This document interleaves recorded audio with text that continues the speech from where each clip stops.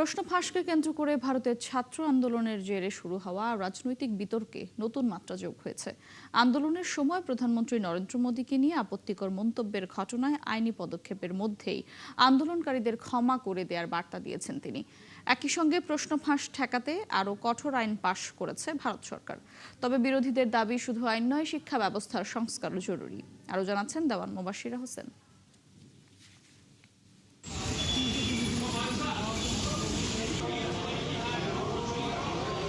आज तो मन करता है बस आपसे ही बातें करूं। আবারও মোদির ভিডিও বার্তা।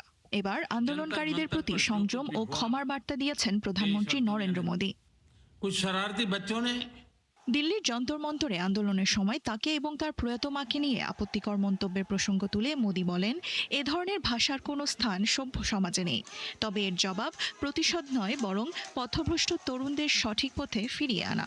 जंतर मंतर पर जो कुछ भी हुआ, যন্তর মন্তরে যা ঘটেছে তা দেশ বিদেশে সবাই দেখেছে। কিছু পথভ্রষ্ট তরুণ এমন ভাষা ব্যবহার করেছে যার কোনো স্থান সভ্য সমাজে নেই। আমাকে গালাগালি করা হয়েছে, এমনকি আমার প্রয়াত মাকেও অপমান করা হয়েছে। কিন্তু গালাগালি দিয়ে কোনো সমস্যার সমাধান হয় না। তাদের সঠিক পথ দেখানো আমাদের দায়িত্ব। আমি তাদের ক্ষমা করতে চাই। এদিকে আন্দোলনের সময় সামাজিক মাধ্যমে প্রধানমন্ত্রীকে নিয়ে আপত্তিকর ও বিকৃত ছবি ভিডিও ছড়ানোর অভিযোগে হায়দ্রাবাদ সাইবার ক্রাইম পুলিশ একাধিক অ্যাকাউন্টের পাশাপাশি ভারতে মেটার প্রধান অর্জুন শ্রীনিবাসের বিরুদ্ধেও মামলা করেছে। তদন্তে সংশ্লিষ্ট কর্তৃপক্ষকে যথাযথ সহযোগিতা করছে বলে জানিয়েছে মেটা। অন্যদিকে নিট সহ বিভিন্ন সরকারি পরীক্ষায় প্রশ্ন ফাঁসের অভিযোগে দীর্ঘ আন্দোলনের পর ভারতের সংসদে পাশ হয়েছে public examination prevention of unfair means সংশোধনী বিল 2026। নতুন আইনে প্রশ্ন ফাঁসের অপরাধে ন্যূনতম কারাদণ্ড 3 বছর থেকে বাড়িয়ে 5 বছর এবং সর্বোচ্চ জরিমানা 1 কোটি রুপি থেকে বাড়িয়ে 5 কোটি রুপি করা হয়েছে। দেশ জুড়ে একটি নির্ভরযোগ্য পরীক্ষা ব্যবস্থা গড়ে তুলতে আমরা ধারাবাহিকভাবে কাজ করছি। প্রযুক্তির সর্বোচ্চ ব্যবহার নিশ্চিত করার পাশাপাশি প্রশ্ন ফাঁস চক্রের বিরুদ্ধে কঠোর ব্যবস্থা নেওয়া হবে। যারা দেশের সন্তানদের ভবিষ্যৎ নষ্ট করতে চায় তাদের কোনোভাবেই ছাড় দেয়া হবে না। তবে বিরোধীদের দাবি শুধু কঠোর আইন করলেই প্রশ্ন ফাঁস বন্ধ হবে না। পরীক্ষা ব্যবস্থার দুর্বলতা দূর করা এবং জবাবদিহি নিশ্চিত করাও সমান গুরুত্বপূর্ণ। দেওয়ান মুবাশিরা হোসেন, ৭১। ভারতের জম্মু কাশ্মীরের কুলগাম জেলায় জঙ্গি হামলায় 2 শ্রমিক নিহত হয়েছে। তারা দুজনেই ছত্তিশগড়ের বাসিন্দা। শুক্রবার রাতে কুলগাম জেলার কেল্লাম এলাকায় এই ঘটনা ঘটে। হামলায় দায় স্বীকার করেছে জঙ্গি সংগঠন TRF। স্থানীয় পুলিশ জানায়, কেল্লাম এলাকার একটি ইটভাটায় কাজ করছিল ওই শ্রমিকরা। হঠাৎ কয়েকজন জঙ্গি এসে তাদের লক্ষ্য করে এলোপাতাড়ি গুলি চালায়। এতে ঘটনাস্থলেই দীপক নামে এক শ্রমিকের মৃত্যু হয়। এতে ভূপিন্দর কুমার নামে আরেক শ্রমিক আহত হলে তাকে স্থানীয় হাসপাতালে নেওয়া হয়। সেখানে শনিবার সকালে চিকিৎসাধীন অবস্থায় মারা যান তিনি। ঘটনার পরপরই পুরো কেল্লাম এলাকায় নিরাপত্তা জোরদার করা হয়েছে। এর আগে গত 22 জুলাই অনন্তনাগের লাল চকে পুলিশ বাহিনীর উপর হামলা চালায় জঙ্গিরা। সেই হামলায় এক পুলিশ কর্মীর মৃত্যু হয়। চলতি সপ্তাহে ইরানের বিরুদ্ধে নতুন করে হামলা চালাতে পারে যুক্তরাষ্ট্র, এমনটাই জানিয়েছেন মার্কিন কর্মকর্তারা। সেই সাথে প্রেসিডেন্ট ডোনাল্ড ট্রাম্প বলেছেন, ইরানকে খুব কঠোরভাবে আঘাত করা হবে। এর জবাবে তেহরান হুঁশিয়ারি দিয়েছে, যুক্তরাষ্ট্র হামলা চালালে মার্কিন ও ইসরায়েলের গুরুত্বপূর্ণ অবকাঠামো লক্ষ্যবস্তু হবে।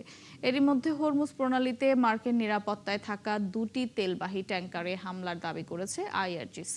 একই সময় লেবাননে হিজবুল্লাহ টানেল ও অবকাঠামো লক্ষ্য করে বড় ধরনের হামলা চালিয়েছে ইসরায়েল। অন্যদিকে ট্রাম্পের দাবি, হামাসের নিরস্ত্রীকরণ পরিকল্পনা নিয়ে যুক্তরাষ্ট্র ও ইসরায়েলের মধ্যে সমঝোতা হয়েছে। তবে হামাস বলছে, ইসরায়েল যুদ্ধবিরতি বাস্তবায়ন, সেনা প্রত্যাহার এবং চুক্তির শর্ত পূরণ করলেই কেবল তারা নিরস্ত্রীকরণ প্রক্রিয়ায় এগোবে। লোহিত সাগর দিয়ে চলাচলকারী জাহাজ থেকে টোল আদায়ের দাবি নাকচ করেছে ইয়েমেনের হুথি বিদ্রোহীরা। গোষ্ঠীটি জানিয়েছে, এই নৌপথে চলাচলের জন্য কোনো ধরনের টোল আদায় করা হবে না। সৌদি আরবের সঙ্গে উত্তেজনার মধ্যেই নৌপথে টোল আদায়ের গুঞ্জন ছড়িয়ে পড়েছিল। শনিবার জেরুজালেম পোস্টের এক প্রতিবেদনে এই তথ্য জানানো হয়। তবে সংস্থাটি বলছে, এই ধরনের কোনো সিদ্ধান্ত নেওয়া হয়নি এবং ওই কৌশলগত জলপথ উন্মুক্ত রয়েছে। গত সপ্তাহে সৌদি আরবের ওপর সামুদ্রিক অবরোধ আরোপ করেছে হুথিরা। এ ঘটনার পর লোহিত সাগর দিয়ে চলাচলকারী জাহাজের ওপর শুল্ক আরোপের বিষয়টি বিবেচনা করা হচ্ছে বলে বার্তা সংস্থা রয়টার্সের এক প্রতিবেদনে দাবি করা হয়।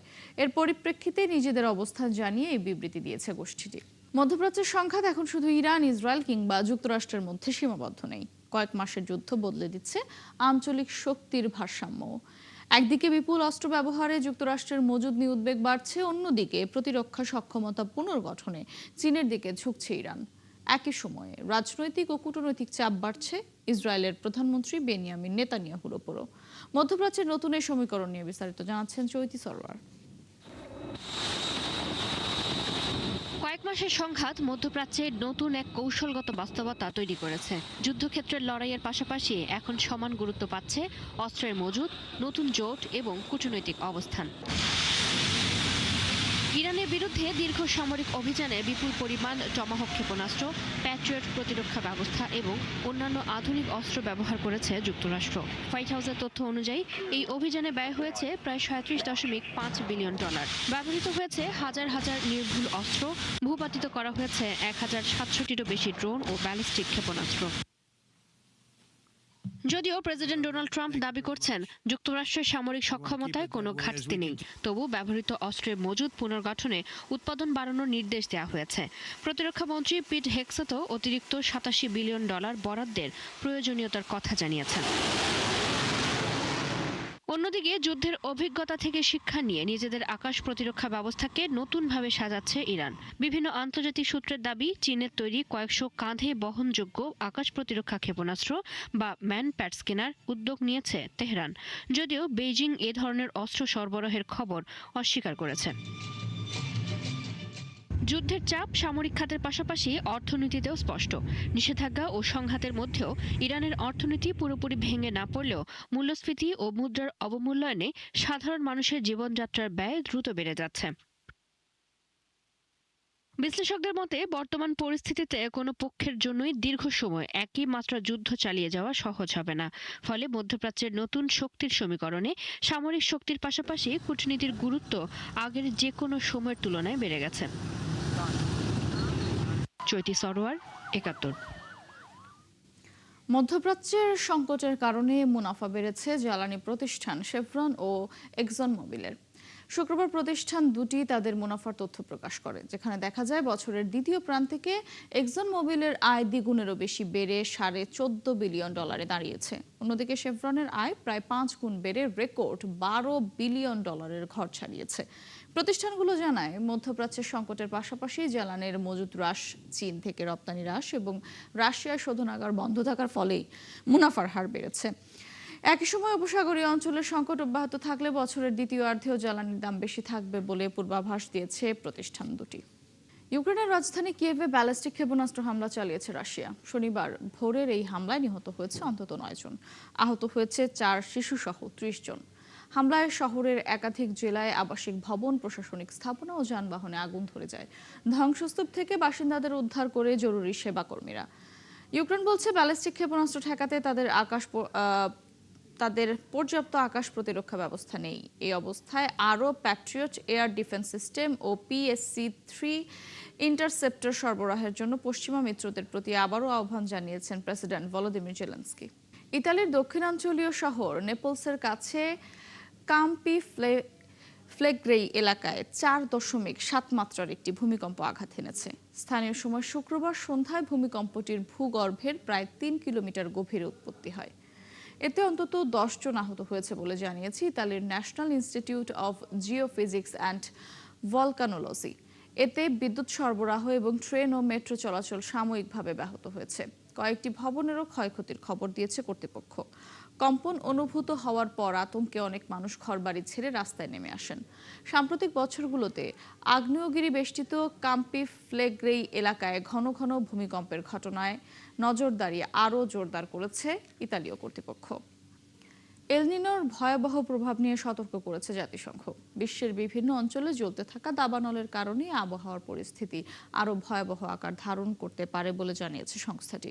শুক্রবার কাতার ভিত্তিক সংবাদ মাধ্যম আল জাজিরার এক প্রতিবেদনে এই তথ্য জানানো হয়েছে। বিশ্ব আবহাওয়া সংস্থা WMO জানিয়েছে দ্রুত তীব্রতর হতে থাকা এল নিনো আগামী মাসগুলোতে বিশ্বব্যাপী আবহাওয়ার ধরনে আধিপত্য বিস্তার করবে। এর ফলে বিশ্বজুড়ে চরম আবহাওয়ার পরিস্থিতির সৃষ্টি হতে পারে। জাতিসংঘের আবহাওয়া সংস্থার সর্বশেষ প্রতিবেদনে বলা হয়েছে, এই পর্যায়ক্রমিক জলবায়ুগত ঘটনাটি বিশ্বজুড়ে তাপপ্রবাহ, খরা ও বন্যার ঝুঁকি আরও বাড়িয়ে তোলার আশঙ্কা তৈরি করেছে। প্রতিবেদনে বলা হয়েছে, মধ্য প্রশান্ত মহাসাগরের সমুদ্রপৃষ্ঠের তাপমাত্রা স্বাভাবিকের চেয়ে 2.9 ডিগ্রি সেলসিয়াসের বেশি বাড়তে পারে।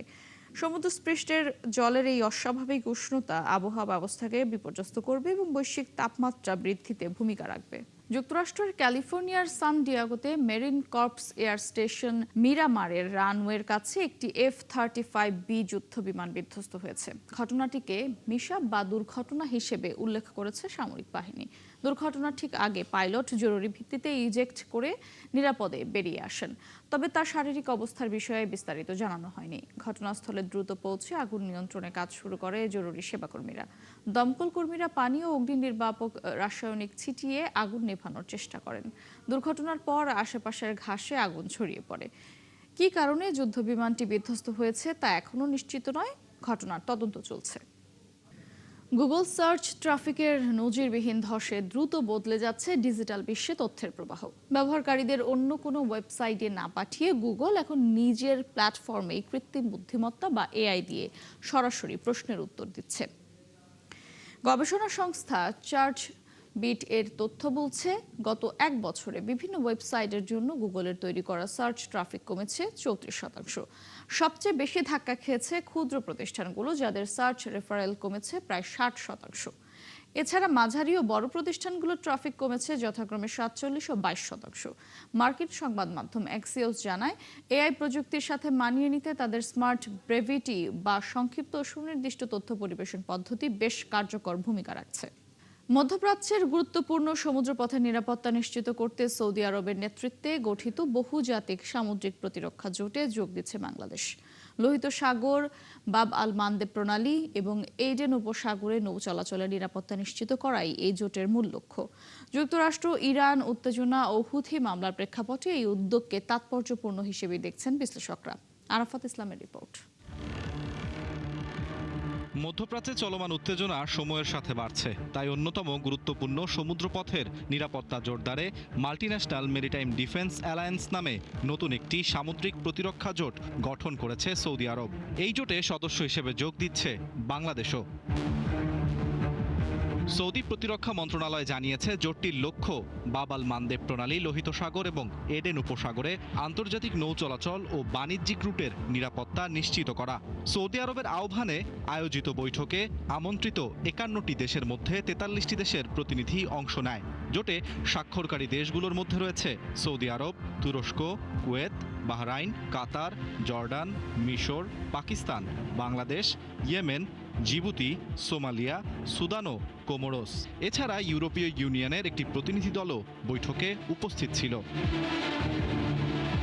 জোটের আওতায় সদস্য দেশগুলোর মধ্যে গোয়েন্দা তথ্য বিনিময়, যৌথ সামরিক মহড়া, সমন্বিত অপারেশন পরিকল্পনা এবং প্রয়োজন হলে সমুদ্রে যৌথ অভিযান পরিচালনা করা হবে। তবে সৌদি কর্তৃপক্ষ বলছে, এটি সম্পূর্ণ প্রতিরক্ষামূলক একটি জোট এবং কোনো নির্দিষ্ট রাষ্ট্রকে লক্ষ্য করে গঠন করা হয়নি।